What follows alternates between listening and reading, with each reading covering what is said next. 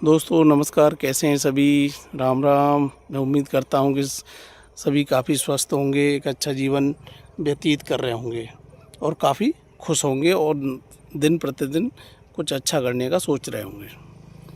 आपको ये समझाना चाहता हूं कि कर्म का फल इंसानों को किस तरीके से मिलता है।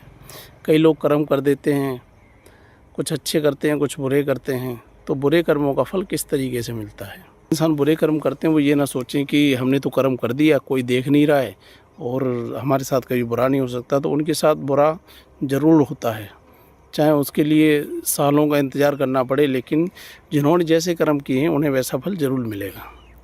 एक कहानी है किसी देश की। वहाँ पे एक प्रेमिका होती है और एक प्रेमी होता है।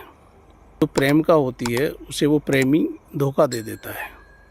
तो जो प्रेमिका थी उसे हजम नहीं होता।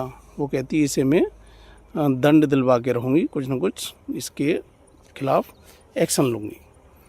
तो होता क्या है कि वो अपने भाई से कहती है, उसका भाई जाता है ततारोश में और उस लड़के को जो घर में था उसे बुला के उस पर गोली चला देता है रिवॉल्वर से। तो होता क्या है कि जो गोली उसने चलाई थी वो उसके कान से छूती हुई जो सामने पेड़ था, पेड़ में जाके लग जाती है। तो लड़का गिर जाता है। जैसे ही गिरता है तो लड़की का भाई समझता है कि भाई ये तो मर गया और तो मुझे जेल होगी, जो पुलिस प्रशासन है वो मुझे दंड देगा।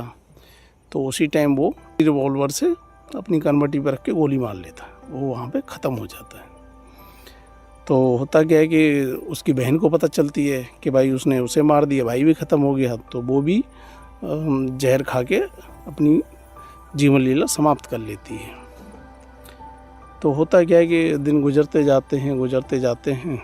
जो लड़का था करीब 15 साल बाद उसे अपने घर में फर्नीचर का काम करवाना था।